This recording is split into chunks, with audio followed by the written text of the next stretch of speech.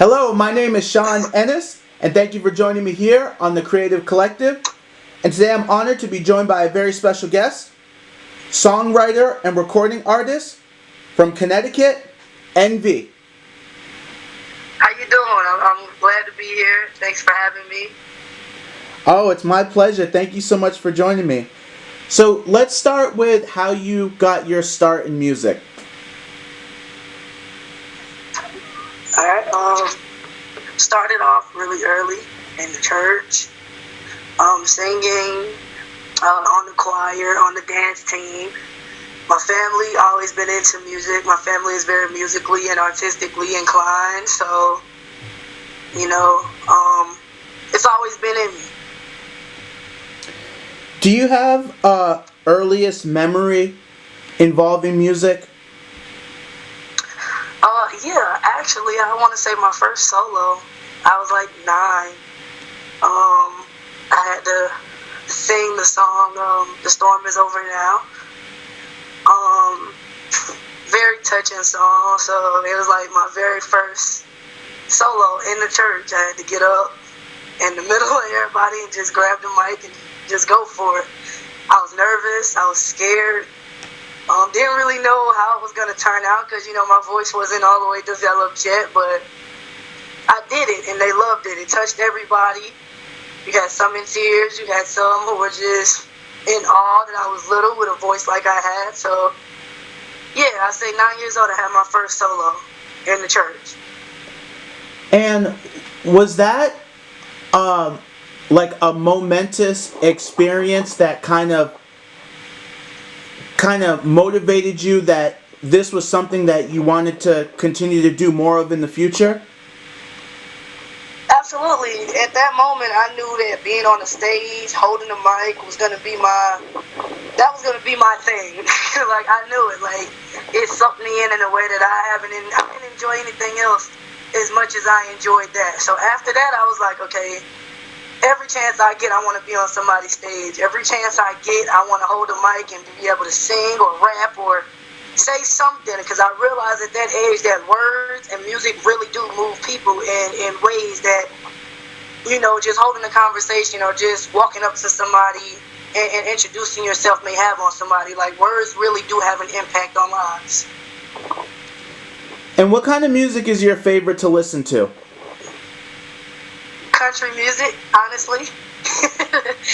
It sounds crazy, but it really is. I listen to country more than I listen to almost anything else. And what is it about country music that you enjoy? The stories. Country music is based on storylines. You understand? Like, it's not just putting together words or just... It's literally stories. Like, if you can open up a storybook and read it, you can probably find the lyrics to a lot of country songs. Like, you can always paint the picture by just listening to the words, and I love that about country music. And is that something that you incorporate into your own music? Absolutely. Absolutely. I want to tell you stories of myself. My experiences, things I've been through, things I've came out of, you understand? Things that I'm going through now. Everything is a story for me. So if I can put it into words and put it on a beat and it move people, then that's exactly how I'm going to convey my messages. What kind of music is your favorite to perform? Hip-hop. And I say that because it's a rap form, it's poetry, you understand? And hip-hop mostly, for me and my experiences so far, when it comes to a hip-hop beat, it's mostly what a lot of people move to. It's not really the words. So if you can, for me, my biggest thing is when I perform hip-hop, I want to make sure that what I'm saying is heard and it's not just the music. You understand? So if I can get a crowd in the hip-hop field to actually stop and listen to what I'm saying as a lyricist based on just listening to the music, then my goal is accomplished. For that performance or that situation, like, that's my biggest thing. What music or artist have had an impact or have influenced you? There's been a few over the years. I would say Anita Baker, Patti LaBelle, Lauryn Hill, Layla Hathaway, Tank, Chris Brown. You have Ro James. You have Luke James, which is a very slept-on artist, but he's one of my favorites. Yeah, those are just a few. Now, how old were you when you first began writing and recording original music? I was 11 years old when I wrote my first song, and I was 14 when I recorded my first song in like an actual studio. And can you talk about what that experience was like? It was at that moment I knew that, you know, just being able to, I was able to put my words together in a form that wasn't just a regular conversation. You understand? It was able to, I realized that it was going to be able to touch, you know, people a little differently if your words are, you know, constructed a certain type of way. It's more like poetry. People love poetry. So for me, writing was like, okay, I can do this. I can actually write my story down and put it to music, and people are actually going to listen to me. You feel? I've always, growing up, I had a problem with speaking publicly.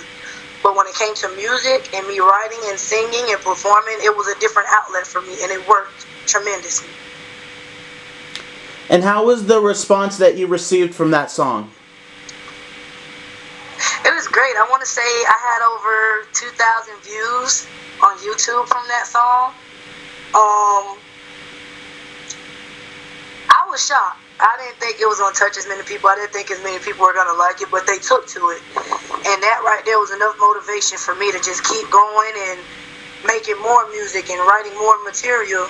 Like, if they love this, then they're going to love the rest of the stuff I have going on in my head. So, yeah, that's what happened.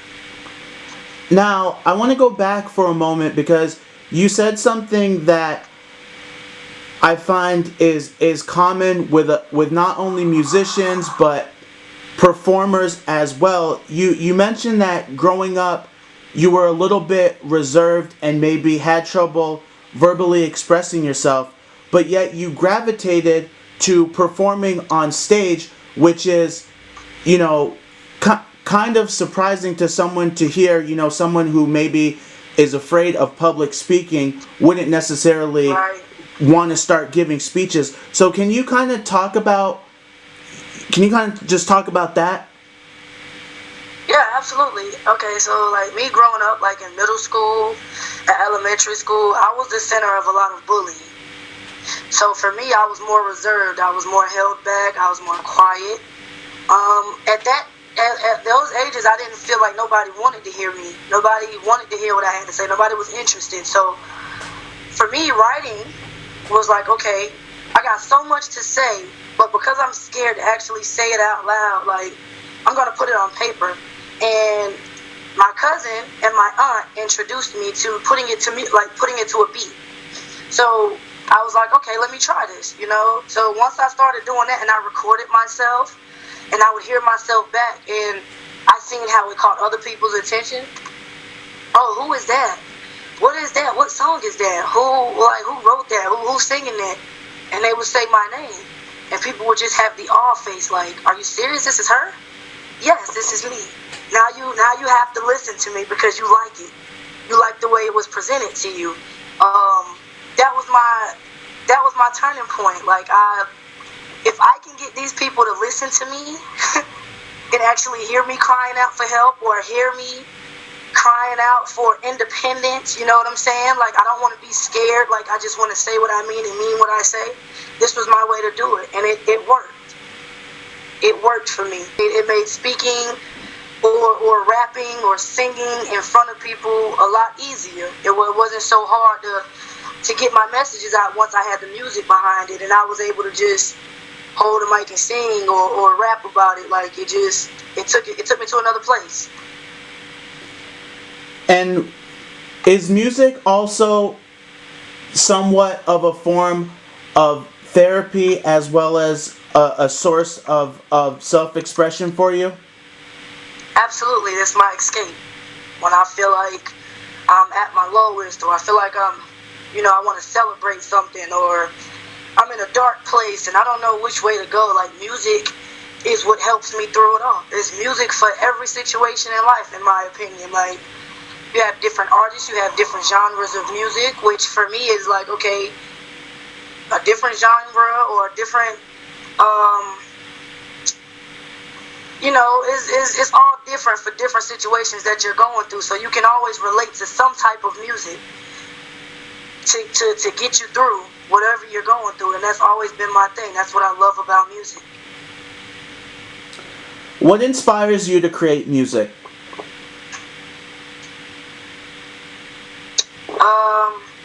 Myself, the fact that I've lost people. I lost my grandmother in 2012. I lost my dad in 2017. I have a son that is not biologically mine, but blood couldn't make us any closer. So I have nieces and nephews that look up to me when it comes to me doing music or just me being their aunt. You feel me? So I have to make sure I leave something behind for each and every one of them to know, like, I was here and this is what I did. This is what I accomplished. This is all me. It's nothing, nobody else. I worked hard for this. I want to be able to leave back a legacy for my family and for my friends who people I love and care about. Like that, they're my motivation for everything. Even the people who don't think I could make it anywhere or didn't think I was going to get as far as I have so far. Like those everything or all those people are all of my motivation for doing music. And you mentioned leaving a legacy. What's your ultimate direction for your music career, and what are your music career goals?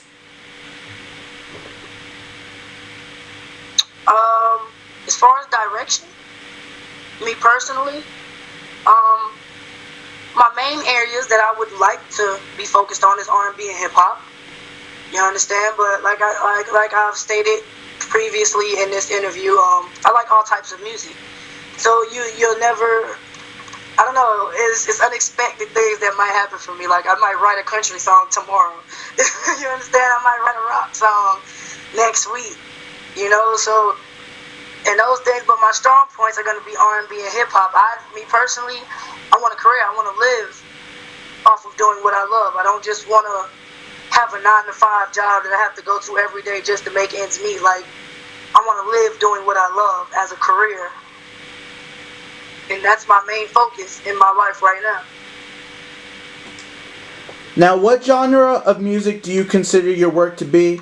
And also, how would you describe your music?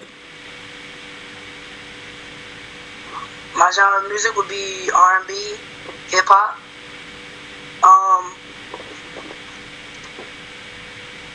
That's mostly the type of music I work with, the type of music I write. And what was the second question? How would you describe your music? I don't know. I feel like if you don't know me and you listen to my music, you'll know me. I describe my music as it's different. It's different. It's not like everything else you hear. And I say that because I sing and I rap, so I incorporate both things in my music. Like I rap my verses and I'll sing my hooks, or I'll sing a hook, but I'll also sing throughout the song while I'm rapping. Like everything about my music is different from everything else that's out right now. I can guarantee you, if you listen to any of my music, you won't hear anything else like in the mainstream or stuff that you listen to on an everyday basis. Like it won't give you the same vibe. It won't give you the same feeling. It's gonna make you feel differently about what you're listening to. Can you describe your music making process? Yeah. When it comes to music, like, for me, I have notebooks, I have binders, I have a few different phones full of lyrics. So at any moment, something could come in my head, and I'll jot it down. And then, for me, I mostly write, and then I'll try to find, beats that my words can fit to. I don't really too often find a beat first and then go off of that. A lot of people do, but for me, it's easier for me to write it first because I know exactly how I feel, and then in my mind, I can feel the vibe and the melody, and that way, when I link with someone to make me a beat or work with me on the beat, like I have something to put it to. Once I have it written, getting the beat to fit is normally not so hard for me. But once I find that beat and I get in the studio, I like to lock myself in the studio. I don't like a lot of people in the studio with me.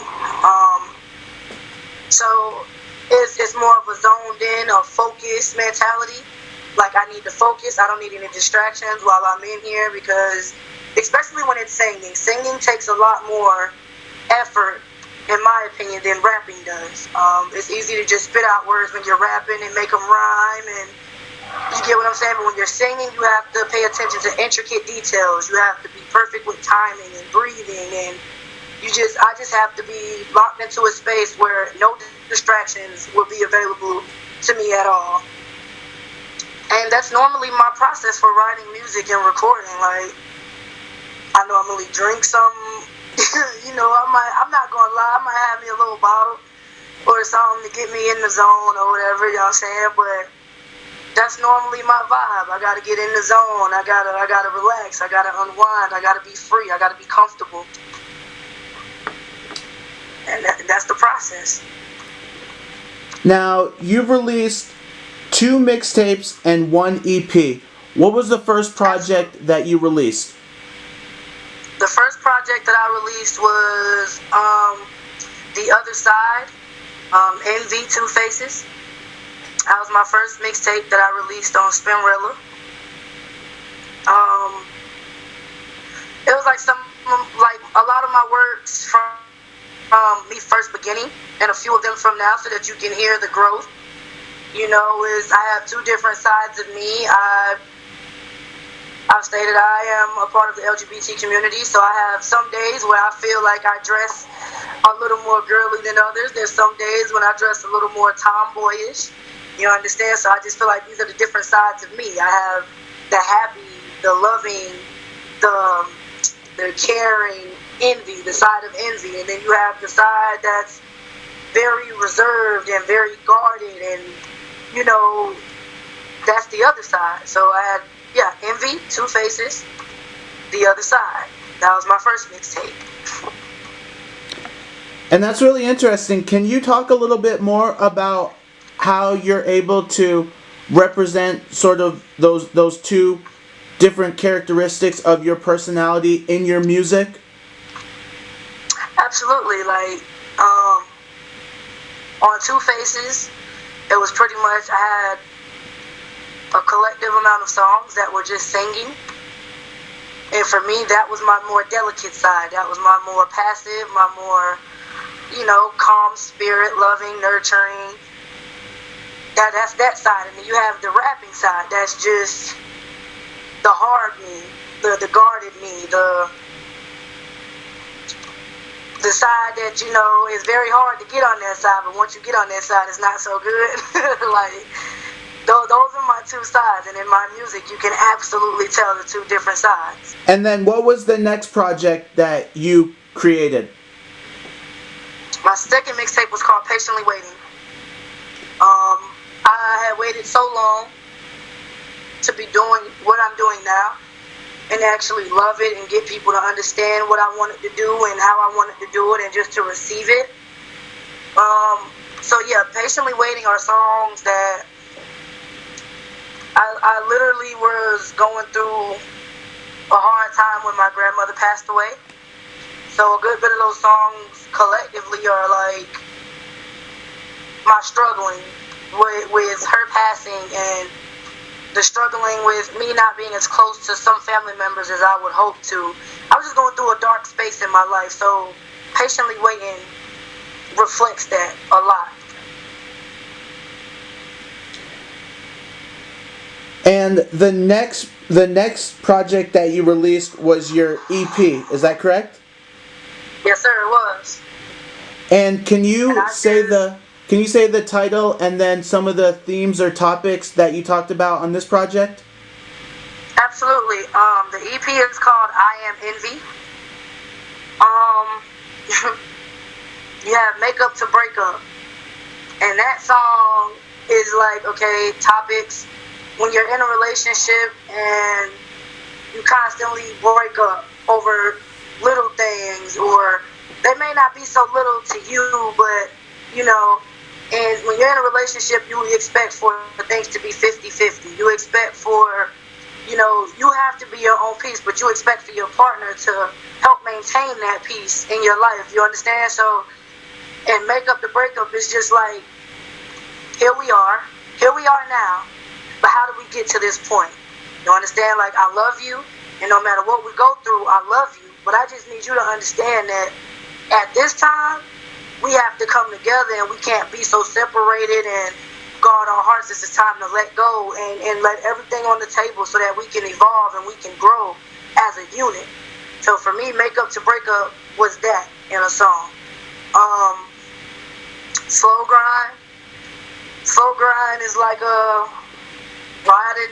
You can vibe. You can just get in your car and you can ride, and you can just, it's like a free space when you drive. You know how you drive and you just get on the highway and you on the straightaway and it's like no red lights, no nothing. You just go. That's what a slow grind is to me on my EP. Like, you put that song on, it's like, okay, this is how I feel about you. You driving me crazy. I just want to get on the road. I just want to listen to this song and I just want to be free with you.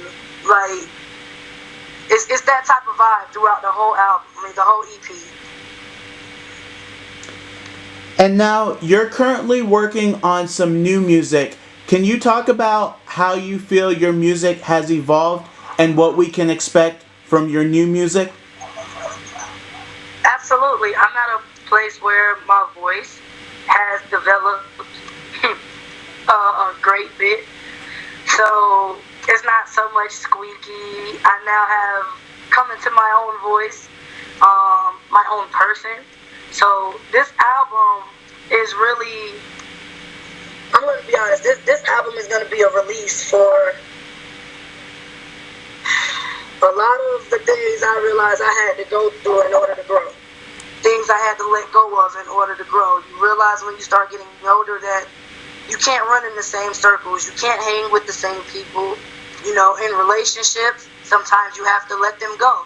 Even if it's hard and you don't want to, you have to let them go in order to bring peace within yourself.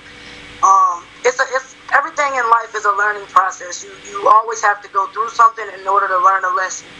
And for me, that's what this album is about, is going into the passing of my father. A few relationships that have really broken me, in a place that I've never been broken down to before. So a lot of my music on Purple Pain is going to reflect all of that. The good, the bad, the ugly, the sad, the happy. Just all of it in one ball, and one ball of fire on this album. And I really feel like a lot of people, if they didn't know who I am, or they didn't understand me, once this album is released and they hear the music that's on it, that they are truly going to have a totally different outlook and understanding of who I am as an artist and as a person. Now, you also started your own record label. Can you take me through the history of how that got started and why you felt that was something important that you needed to do? Yeah, 2 years ago, I had a friend write me on Facebook. It was someone that I had never met before. I knew she did music. She knew I did music. And it was just a matter of, okay, here we are. Two strangers that have met, and we both have the same goal in mind. We want to make music. We want to do music. We want to do what we love to do. But in the course of that, we realized how hard it was to get studio sessions booked, or to work with certain producers because they ran in certain circles, and if you didn't run in certain circles, then they wasn't going to work with you.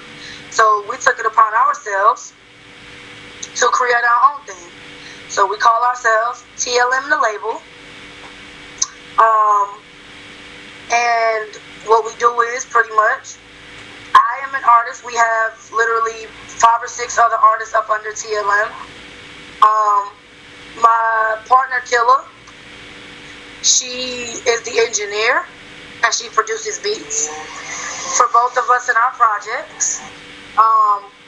Right now I am learning the ins and outs of engineering so that we can have more people on the team who can engineer and stuff. And to be honest with you, we've even gotten to a point where now we have other artists from surrounding areas like Greenville, Spartanburg, Anderson, Easley. We've had people come from Charleston to come and like literally get in the studio with us and have us record their music and put it out on the platforms for them to be heard. You understand? So that's a big move for us. And we just want to continue to do that. We want to continue to put our brand out there so that more people can work with us, so that we can encounter different energies, different people. You understand? So yeah, that's where we are now. And I'm glad that we did it, because now it's like we're independent. We don't have to depend on anybody to do anything for us musically, because we can now do it ourselves in the comfort of our own space, which is great. What are the joys and some of the challenges in songwriting?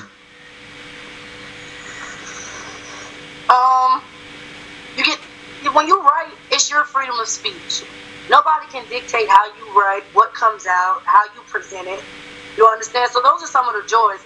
Is you get to be you. You get to express how you feel without having anybody interfere with that or try to change how you feel or change your wording. It's all up to you.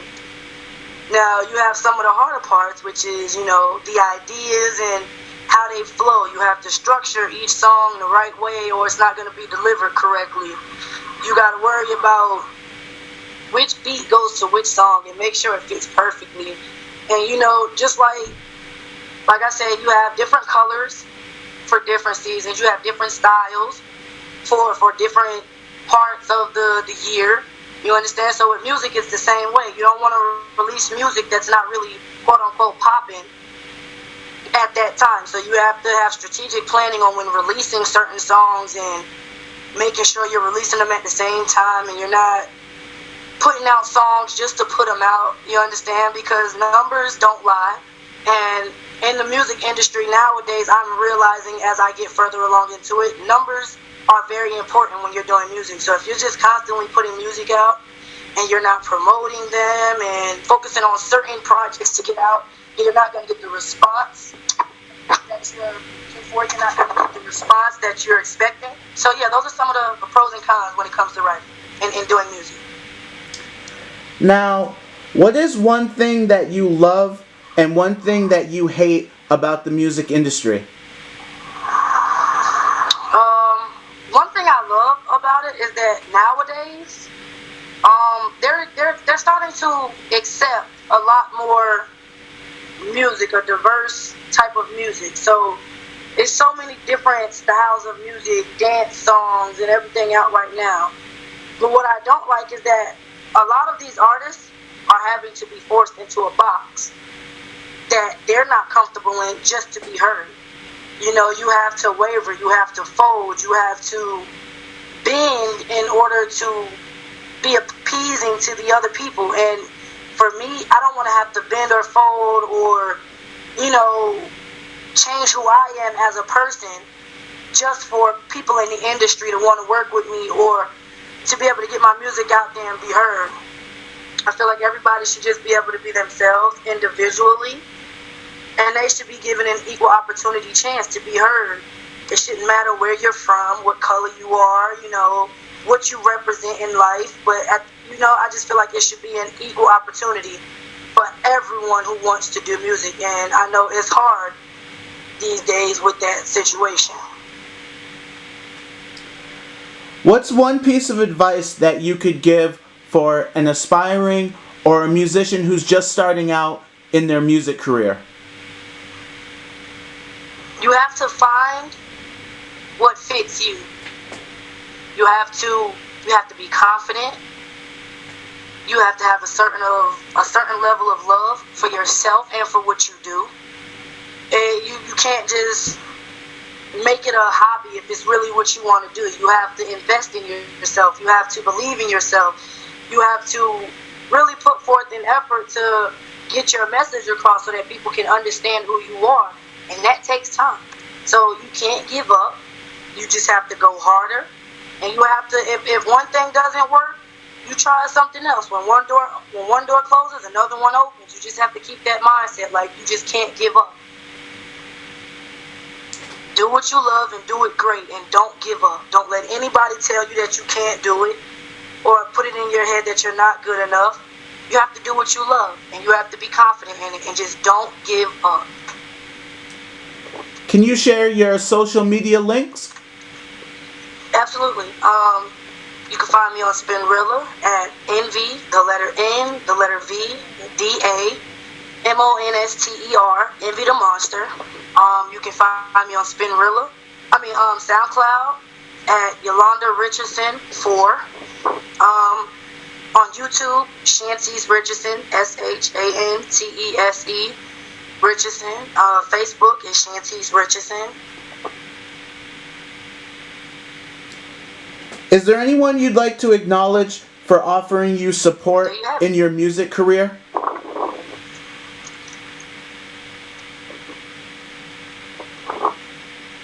Repeat that, sir? Is there anyone you'd like to acknowledge for offering you support in your music career? Absolutely. My mom and my music partner, Tykia, aka Killer K. My son, my nieces, my nephews, they all play a major part in me doing what I do now, and I love every bit of it. I get inspired from my nieces and nephews because they love what I do, so they're always going to support.